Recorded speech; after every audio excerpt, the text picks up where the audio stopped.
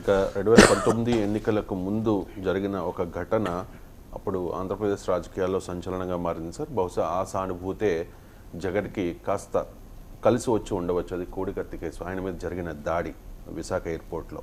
ఇప్పుడు పవన్ కళ్యాణ్ కూడా ఒక ఆరోపణ చేస్తూ ఉన్నారు సార్, నన్ను బ్లేడ్తో కోస్తూ ఉన్నారు, కలిసేందుకు వస్తున్న వారిలో వైసీపీ కిరాయి మూకలు ఉంటున్నాయి అని చెప్పేసి. సో ఈ వ్యాఖ్యలను ఎలా చూడాలి? అంటే సానుభూతి కోసం చేస్తూ ఉన్నారు అనుకోవాలా, నిజంగా అంతటి సాహసం వైసీపీ చేసే అవకాశం ఉందా? ఒకసారి ఆయన బయట విన్న తర్వాత మీరు కామెంట్ చేయండి సార్. ఒకసారి బయట ప్లీజ్. కూర్చోబెట్టి ఉదయకి పొద్దునే చెప్దాం అనుకుంటున్నా మన కమిటీ కూడా.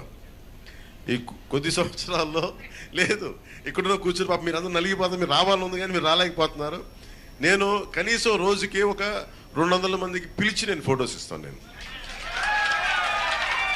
నేను కూర్చోబెట్టి ఉదయకి పొద్దునే చెప్దాం అనుకుంటున్నా నేను కూర్చోబెట్టి ఉదయకి పొద్దునే చెప్దాం అనుకుంటున్నా మన కమిటీ కూడా.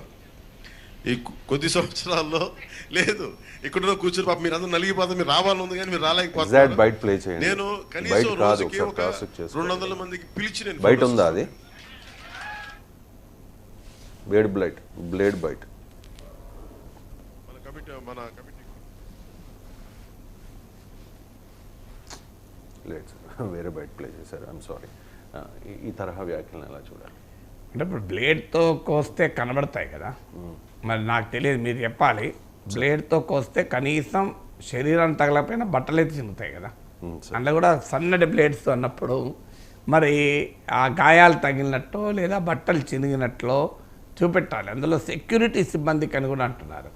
సో దానిపైన మరి ఏమన్నా పోలీస్ స్టేషన్లో కేసు పెట్టాలి కదా. సో ఇలా వచ్చి చేస్తున్నారని, అదేది లేకుండా బ్లేడ్లతో కోస్తున్నారు అంటే, బ్లేడ్లతో కోస్తున్నప్పుడు అంటే వైసీపీ మూకలోమో పవన్ కళ్యాణ్ సెక్యూరిటీ సిబ్బంది వరకు కూడా రాగలుగుతున్నారు.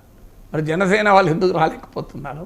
సో అది ముందు పవన్ కళ్యాణ్ చుట్టూ, పవన్ కళ్యాణ్ సిబ్బంది చుట్టూ ఎవరుండాలి? జనసేన కార్యకర్తలు ఉండాలి తప్ప వైసీపీ మూకలు ఉండవు కదా. అంటే ఎవరు జనసేన కార్యకర్తలు, ఎవరు వైసీపీ మూకలు మధ్య డిస్టింగ్విష్ కూడా చేసుకోలేని పరిస్థితుల్లో జనసేన పార్టీ ఉందా?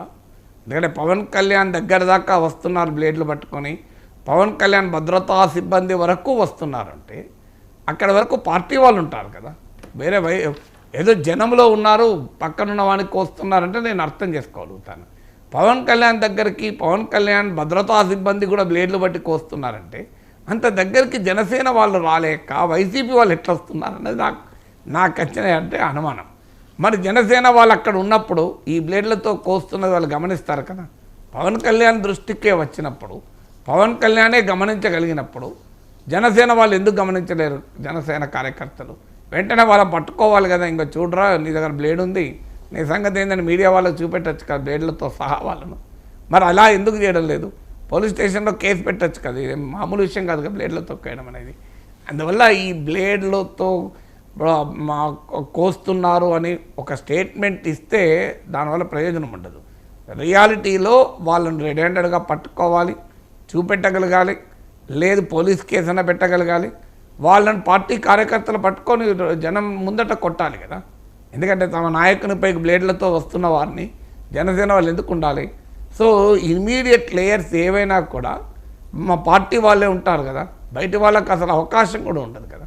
బయట వాళ్ళకి ఎందుకంటే ఇది చాలా ప్రమాదకరం. నిజమే అయితే చాలా ప్రమాదకరంగా మన లైటర్ వేళ్ళే తీసుకోవాల్సిన అంశం కాదు. నాయకుని భద్రతకు సంబంధించిన అంశం మన గతంలో అనుభవాలకు కూడా ఉన్నాయి, మనం మాట్లాడాల్సిన అవసరం లేదు. అందువల్ల డెఫినెట్గా if it is true it is very serious. కానీ దానికి కావాల్సినటువంటి ఎవిడెన్స్ కావచ్చు, దానికి కావాల్సిన సీరియస్నెస్ మాత్రం జనసేన కూడా చూపాలి. లేకపోతే ఇది ఏముంది పొలిటికల్గా ఏదో సానుభూతి కొరకు అన్నాడు అని కొట్టిపారేసేటువంటి అవకాశమే ఎక్కువ ఉంటుంది. Right sir. ఇప్పుడు కేజ్రీవాల్